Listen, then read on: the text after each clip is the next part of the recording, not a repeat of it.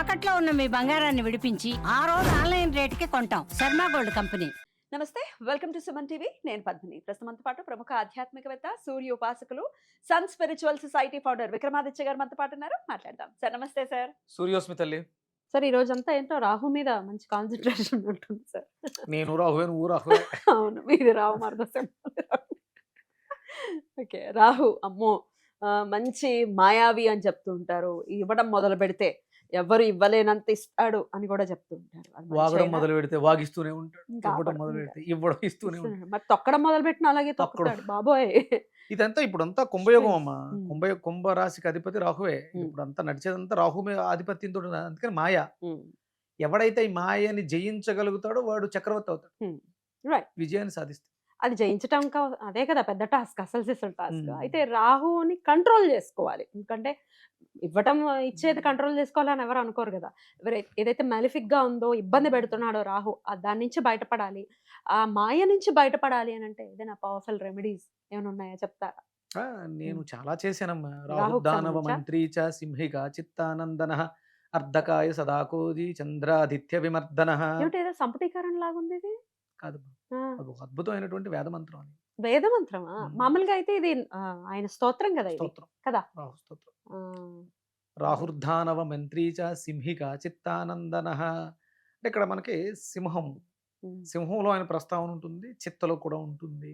సింహిక చిత్తానందన అర్ధకాయ సదాక్రోధి, అర్ధకాయ సదాక్రోధి చంద్రాదిత్య విమర్దన రౌద్రో రౌద్రపే అని అద్భుతమైనటువంటి. దీని మీద నేను చాలా సాధన చేశాను రాహు మీద. ఎందుకంటే నాకు రాహు మహర్దశ వస్తుంది. నీకు తెలుసు కదా. నాకు ద్వితీయంలో రాహువు చూసే వాళ్ళందరికీ అర్థమవుతుంది. జ్యోతిష్ శాస్త్రం మీద పరిజ్ఞానం ఉన్న వాళ్ళందరికీ ద్వితీయంలో రాహు ఏం చేస్తాడు, వాగిస్తూ ఉంటాడు. 18 ఏళ్ళు వాగకపోతే కష్టం, జీవితం లేదు. అంటే ఆ ఆధిపత్యాలు వచ్చినప్పుడు, గ్రహాలకు సంబంధించిన ఆధిపత్యాలు అవి చెయ్యకపోతే, చేస్తే ఎంత అభివృద్ధి వెళ్తూ ఉంటుందో, చెయ్యకపోతే అంత ఓకే. పూర్వాభివృద్ధి ఉమ్.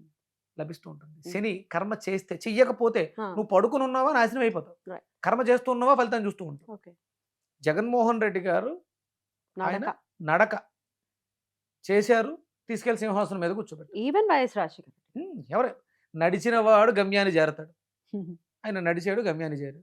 తర్వాత ఏదో స్వార్థం తలకెక్కి పిచ్చి పిచ్చి వేషాలు ఏవో వేసారట. మరి ఏం చేశారో ఆయనకే తెలియాలి.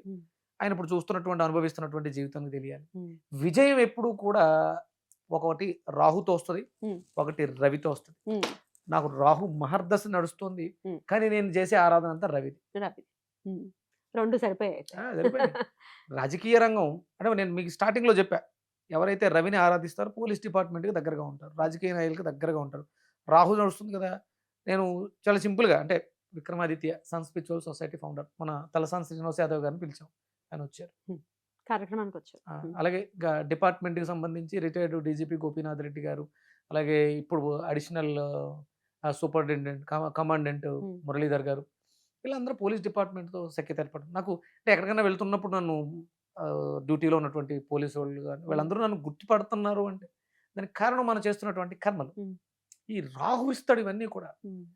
అంటే ఒకటి గుర్తుపెట్టుకోండి, జ్ఞానం అభివృద్ధి చెందితే న్యాయంగా ప్రయాణం చేస్తాడు. జ్ఞానం అధోగతి పాలైతే దొంగతనాల వైపు వెళ్తాడు. దొంగను పట్టుకునేది ఎవరు? మళ్ళీ పోలీసే. పోలీసు. రైట్.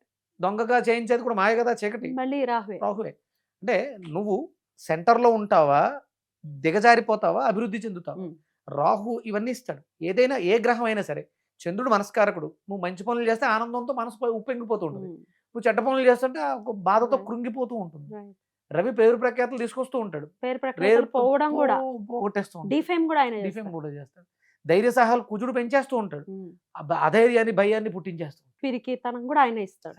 అంటే ఆయన వల్లే, అంటే నువ్వు చేసే పనులు ఏ గ్రహం అయినా, ఏ నక్షత్రం అయినా, మేషరాశి యుద్ధానికి సిద్ధంగా ఉంటుంది, యుద్ధాలు వస్తుంటే శాంతివంతంగా పారిపోతూ ఉంటుంది. రెండు అంటే మంచి చెడు ఒకే దాంట్లో రెండు ఉంటాయి. రాహు ఇప్పుడు నేను ఆధ్యాత్మిక చింతనలో ఉన్నాను, దీంట్లో అభివృద్ధిని చూస్తున్నాను. ఇదే రాహు స్టార్టింగ్లో రాహు మహర్దశ స్టార్ట్ అయినప్పుడు ఆఫర్స్ ఏమండి, ఎవరిదో నేను ఓపెనింగ్కి వెళ్ళా, వాళ్ళది వైన్ షాపు, గురుగారు ఏమన్నా పుచ్చుకుంటారా? ఏంటి పుచ్చుకునేది అంటే నేను కొంచెం లీనై, అంటే రాహు ఇచ్చేటువంటి టెస్ట్ అది. కాస్ట్లీ సార్ మనది ఇంపోర్టెడ్ ఉంటాయి మన దగ్గర అన్ని. మీరు పంపించమంటే పంపిస్తారు. తర్వాత ఆయన కూడా పంపిస్తాడు. ఆ, నమస్కారం. వెళ్ళకూడదు కదా, అది రాహు టెస్ట్ చేస్తూ ఉంటాడు అనుకోవచ్చా? అంటే ఉమ్, ఒక బాటిల్ తెచ్చుకున్నాం, ఉమ్, ఓ నెల తాగాం, 15 రోజులు తాగాం, ఆ కాసేపు అవి మైమర్చిపోతాం. ఎప్పుడో జరిగిపోయిన ఇప్పుడు 2022లో 2020లో ప్రయాణం మొదలుపెట్టా ఆధ్యాత్మిక చింతన. మహాశౌర్యాగం మొట్టమొదటిసారి చేశాను, రెండోసారి ఎక్కడ చేశాను, పిలసవెల్లిలో చేశాను, మూడోసారి కొవ్వూరులో చేశాను. ఇవన్నీ ఇంకా జ్ఞాపకాలుగా ఉండిపోతాయి. మొన్న ఏదో బ్రాండ్ తాగాం, అది దిగిపోయిన తర్వాత హ్యాంగ్ ఓవర్ తలనొప్పి వస్తుంది. ఆ హ్యాంగ్ ఓవర్ని తగ్గించుకోవడానికి ఇంకో టాబ్లెట్ ఏదో వేసుకోవాలి. ఇవన్నీ అవసరం. రైట్. ఇప్పుడు ఈ ఆనందం నాకు శాశ్వతం. గుర్తొచ్చిన ప్రతిసారి అక్కడ మాట్లాడుకున్న మాటలు భగవంతుడితో ఇది తెలుస్తుంది. ఇదే రాహు ఇచ్చేది. ఉమ్. ఎక్కడైతే ఉంటాడో దాని మీద విపరీతమైనటువంటి వ్యామోహాన్ని పెంచేస్తాడు. పెంచేసి దాంట్లో అభివృద్ధి 2 రకాలుగా ఉంటుంది. సో అప్పుడు అయితే ఈ రాహుకి సంబంధించి ఇప్పుడు ఇట్లా వ్యసనాల బారిన పడిపోయారండి. కొంతమంది తల్లులు కూడా ఫోన్ చేస్తూ ఉంటారు. మొన్న ఒక ఆవిడ ఫోన్ చేసింది. 16 ఏళ్ల పిల్లాడు మందు అవుతున్నాడట. ఆహ్. వాడు తాగడం కాదు, అదొక వ్యసనం లాగా మారిపోయిందట. ఇంకా ఇంకా తాగితే ఇంకెట్లుంటుందో తెలుసు కదా ఆ పిల్ల అంత ఏజ్ లో. సో ఈ వ్యసనాలన్నిటికీ కారణం మరి రాహు కింద చూసుకోవాలి. అవును, రాహు. మరి దాని నుంచి బయటపడాలంటే ఏం చేయాలి? అమ్మవారి ఆరాధన బాగా చెయ్యాలి, పులిహోర బాగా పెట్టాలి, ఆవాలు బాగా పనిచేస్తాయి. ఆవాలు ఎలా ఏం చేయాలి? తాలింపుల్లో ఆవాలను బాగా విరిగా వాడటం. అంటే అవి కొంచెం చూర్ణం కింద కొట్టేసుకుని కచ్చపచ్చ దంచి కర్రీస్ లో వాడాలి. అవి వాడితే ఆ రాహుని కంట్రోల్ చేసే కెపాసిటీ రవికి ఉంది. ఇద్దరు ఒకే రకమైనటువంటి గ్రహాలు, కాకపోతే ఇది 18 ఏళ్ళును, అది 6 ఏళ్ళే ఉంటుంది.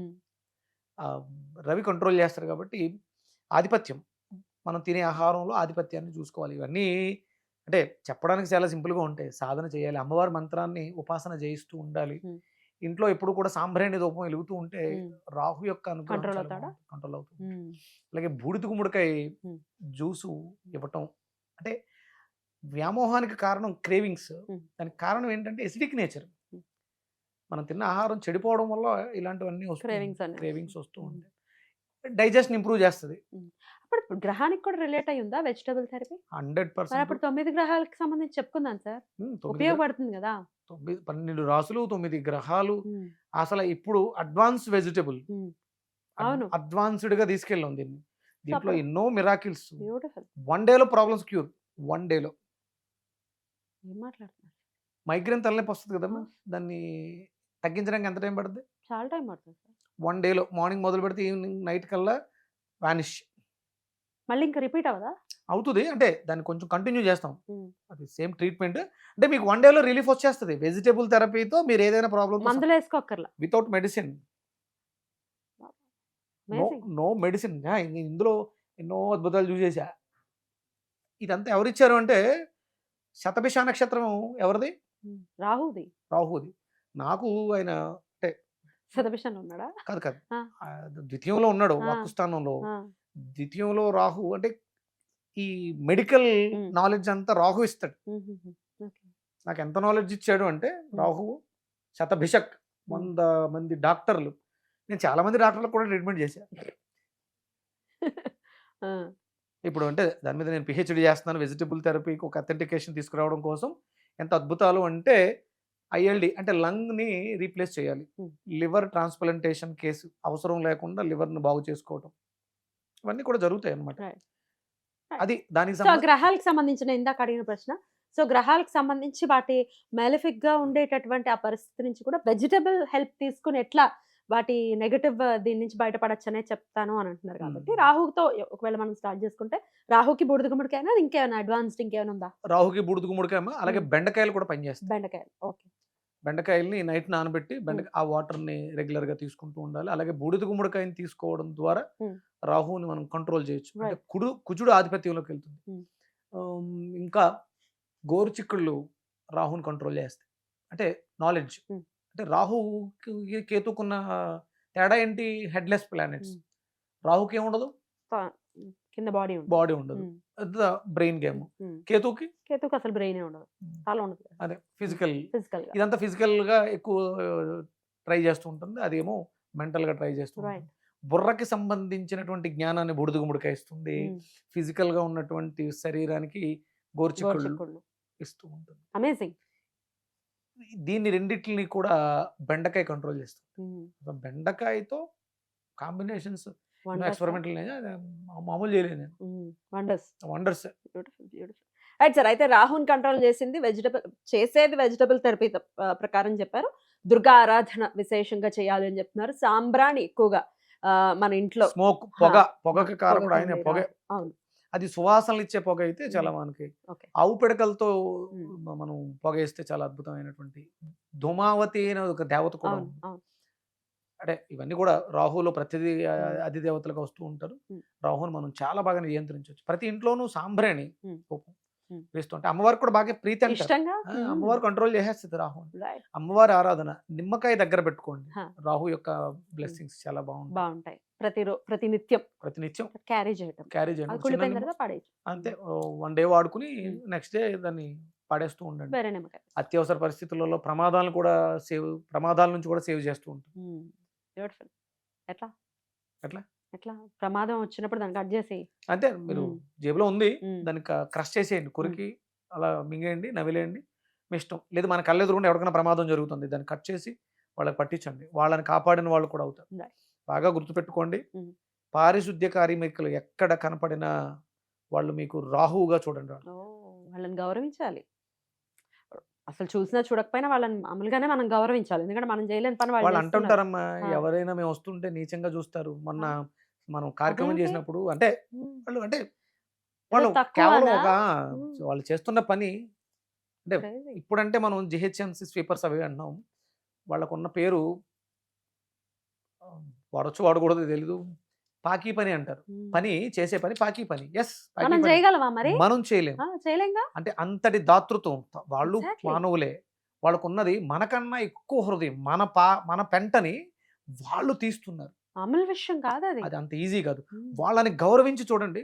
నేనే సాక్ష్యం మీకు. మ్మ్. వాళ్ళని గౌరవించి చూడండి, మీ జీవితాలు అభ్యున్నతి చెందకపోతున్నాను. అంటే అద్భుతం. వాళ్ళనని కాదు, మనం అందరినీ గౌరవించాలి. మ్మ్. నేను మనకి దేవీ నవరాత్రులు 17 రోజుల్లో అవును. ఒక రోజు అంటే చెప్పులు కుట్టే వాళ్ళని మాలమాదిగలు అంటారు. వాళ్ళ కులం కాదు, వాళ్ళు చేస్తున్న వృత్తికి ఉన్నటువంటి నామకరణం అది. మ్మ్. వాళ్ళని గౌరవించాలి.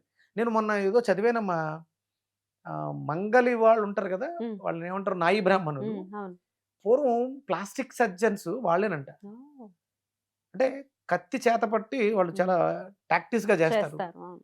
ఎక్కడో ఒక బ్రిటిషర్, మనకి స్వాతంత్రం రాకపూర్వం బ్రిటిషర్స్ పరిపాలనలో ఒక నాయకుడు వచ్చి ఎవరో తక్కువగా మాట్లాడుతుంటే ఒక కుర్రోడు చేత్తో ఇలా కత్తి అంటే ముక్కు తెగిపోయింది. అబ్బబ్బబ్బ. మ్మ్. వెంటనే వాడిని ఒక బార్బర్ షాప్కి తీసుకెళ్ళి, ఓ, అంటే వాళ్ళకి అప్పుడు గురుకులాల్లో వాళ్ళకి ఆ నాలెడ్జ్ నేర్పారు. వాడు సర్జరీ చేసి కుట్టారు, దానికి ఏదో చేశారు. తర్వాత తీస్తే అసలు కట్ చేసిన ఆనవాళ్ళు కూడా లేకుండా. పూర్వం నాయి బ్రాహ్మణులు మంగలి చేతిలో ప్లాస్టిక్ సర్జరీ ఉండేది. బా. అంత నాలెడ్జ్ amazing, ఉండేది. amazing.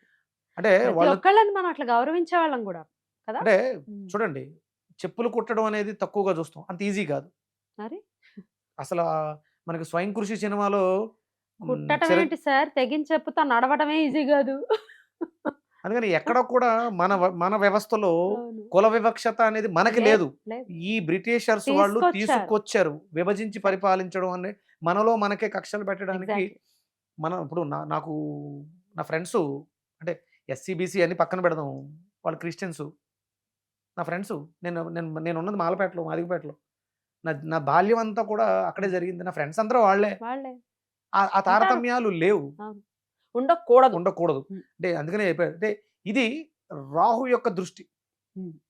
కింద సో ఎప్పుడైతే వాళ్ళని గౌరవిస్తాం, రాహు వాళ్ళందరినీ పాజిటివ్ గా. చెప్పులు కుట్టే వాళ్ళని, కుమ్మరి వాళ్ళని, కమ్మరి వాళ్ళని, మంగళ్ళని, వీళ్ళందరినీ గౌరవించండి. Right.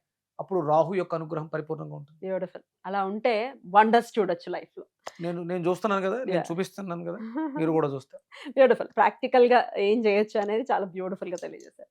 కృతజ్ఞతలు సార్. నమస్తే. సూర్యోస్మిత.